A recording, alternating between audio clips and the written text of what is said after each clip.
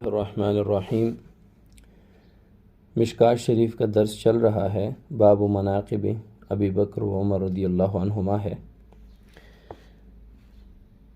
وعن عائشة رضی اللہ عنہا قالت بین رأس رسول اللہ صلی اللہ علیہ وسلم فی حجری فی لیلۃ ضاحیہ اذ قلت یا رسول اللہ هل يكون لأحد من الحسنات عدد نجوم السماء قال نعم عمر قلت فأين حسنات أبي بكر قال إنما جميع حسنات عمر كحسنة واحدة من حسنات أبي بكر۔ مشکوٰۃ شریف کی 6068 نمبر حدیث ہے۔ حضرت عائشہ رضی اللہ عنہ راوی ہیں، فرماتی ہیں کہ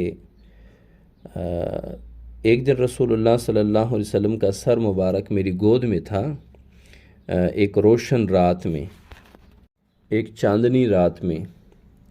اذ قلت میں نے کہا، میں نے پوچھا، یا رسول اللہ، اے اللہ کے رسول، هل يكون لأحد من الحسنات عدد نجوم السماء، کیا کسی کی اتنی بھی نیکیاں ہیں جتنی آسمان میں ستارے ہیں؟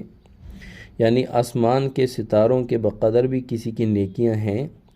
قال، آپ صلی اللہ علیہ وسلم نے فرمایا، نعم عمر، ہاں وہ عمر ہے، یعنی حضرت عمر رضی اللہ تعالیٰ عنہ وہ ہستی ہیں جن کی نیکیاں آسمان کے ستاروں کے برابر ہیں۔ حضرت عائشہ فرماتی ہیں، قلت میں نے کہا، فأین حسنات ابی بکر، تو حضرت ابوبکر صدیق رضی اللہ عنہ کی نیکیوں کا کیا حال ہے؟ قال، حضور صلی اللہ علیہ وسلم نے فرمایا، انما جمیع حسنات عمر کحسنات واحدۃ من حسنات ابی بکر، حضرت عمر رضی اللہ عنہ کی تمام نیکیاں حضرت ابوبکر صدیق رضی اللہ عنہ کی ایک نیکی کے برابر ہیں۔ اب اس حدیث میں دونوں حضرات کی فضیلت بیان ہوئی ہے۔ حضرت عمر رضی اللہ تعالیٰ عنہ کی یہ شان ہے کہ ان کی نیکیاں آسمان کے ستاروں کے برابر ہیں جو بے حساب ہیں، اور حضرت ابوبکر صدیق رضی اللہ عنہ کی فضیلت بھی بیان ہوئی ہے اور افضلیت بھی بیان ہوئی ہے۔